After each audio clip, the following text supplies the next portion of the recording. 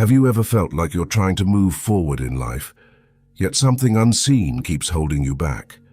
Why do certain emotional patterns seem to repeat, no matter how many changes you make on the outside? What if the key to unlocking that resistance lies not in your circumstances, but in your earliest emotional blueprint, your relationship with your mother? Carl Jung believed that until we understand this foundational influence, we remain trapped in cycles of fear, insecurity, and longing. This video is not about blame. It's about clarity, about reclaiming your narrative from its very first page. Before we begin, if you find value in this kind of deep, transformative knowledge, be sure to subscribe to the Mental Dose channel and turn on notifications. You can also join our Telegram community to receive early access to videos and exclusive insights on personal and spiritual growth. Now let's dive in. From the moment we come into the world, the mother becomes our first point of reference, our emotional compass. Carl Jung viewed her not just as a person, but as a powerful archetype, a deep psychological image imprinted in our unconscious mind. This archetype shapes how we experience love, safety, identity, and connection. Whether our mothers were nurturing or distant, generous or critical, the emotional imprint they leave is like the opening line of a book.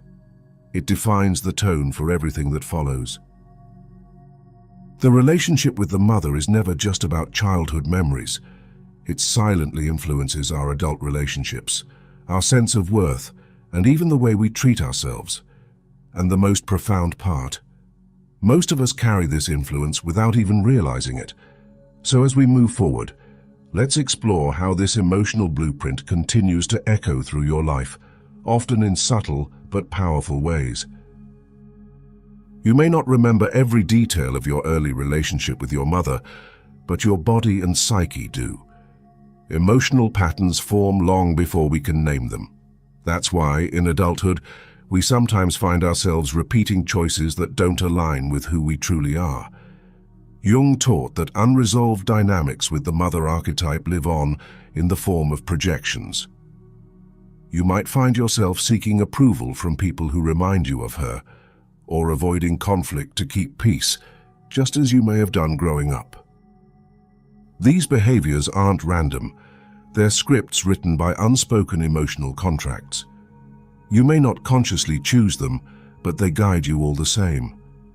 This brings us to a deeper layer, the invisible weight of unmet childhood needs and how they quietly shape your adult relationships and sense of self.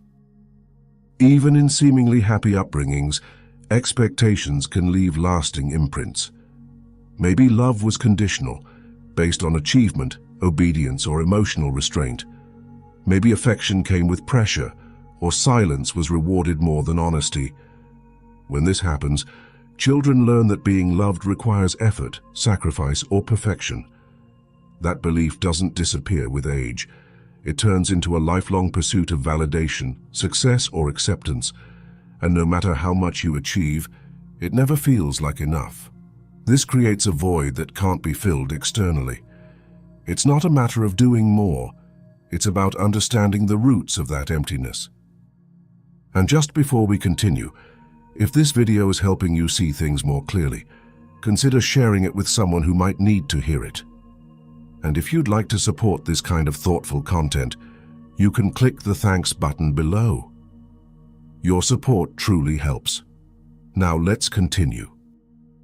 So how do we begin to free ourselves from the emotional residue of the past? Carl Jung called this process individuation, the journey of becoming whole. It's about discovering who you truly are beneath the roles you learn to play for love, approval, or protection. This doesn't mean cutting ties or erasing your past. It means seeing your mother as a full human being, complex, flawed, shaped by her own wounds, not a symbol of perfection or a source of blame. Ask yourself, who am I when I stop performing? When I no longer try to be what others expect?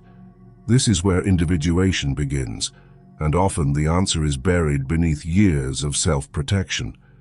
To bring that transformation into your external world, you must also recognize where you're projecting your mother's role onto others. Many people unknowingly carry their mother's image into every significant relationship. A partner becomes the one who should make you feel safe. A boss becomes the one whose approval you crave. But these are echoes, not present truths. When we project, we hand over the responsibility for our healing to others. The shift begins when we reclaim it. Instead of expecting others to mother us, we learn to do it ourselves. We listen inward. We offer ourselves the compassion, structure, and safety we once longed for. And with that awareness, we begin to reclaim authorship of our own lives. Insight alone isn't enough. Healing requires action. It happens in small, conscious choices we make each day. Start by noticing your emotional triggers. When you feel overwhelmed, ask, is this really about now, or is something older being stirred? Write it down, speak it aloud. Let it come into the light. Make time for honest solitude. When your inner critic speaks, question whether it truly belongs to you or whether it's inherited. As you bring these patterns into awareness, you gain the freedom to choose differently. This isn't about becoming someone new. It's about reconnecting with who you've always been, beneath the layers of adaptation. Gradually, you'll notice something shifting. You stop chasing validation. You stop performing. You begin to feel a deeper self-respect. Challenges still arise, but they no longer control your self-worth. You realize that your mother gave you the first chapter, but the rest of the book is yours to write. Her influence helped shape you, but it no longer defines you. And when you stop seeing her as a symbol and start seeing her as a person, compassion replaces blame. Understanding replaces confusion. The mother is no longer a shadow. You carry her lessons, but not her weight. When you bring conscious attention to the mother wound, you don't just heal yourself. You interrupt cycles of inherited pain. You shift what gets passed forward. Jung taught that healing happens not through rejection, but integration. Through seeing clearly, feeling deeply, and choosing intentionally. So ask yourself now, what part of your story are you ready to reclaim? What patterns are you finally ready to release? If this message spoke to you, let us know in the comments below. Your reflections help others feel less alone in their journey. And if you haven't already, subscribe to the Mental Dose channel and become part of a community that values depth, clarity, and emotional freedom. Because in the end, healing doesn't begin with forgetting your mother. It begins with understanding her. And when you do, your true life begins.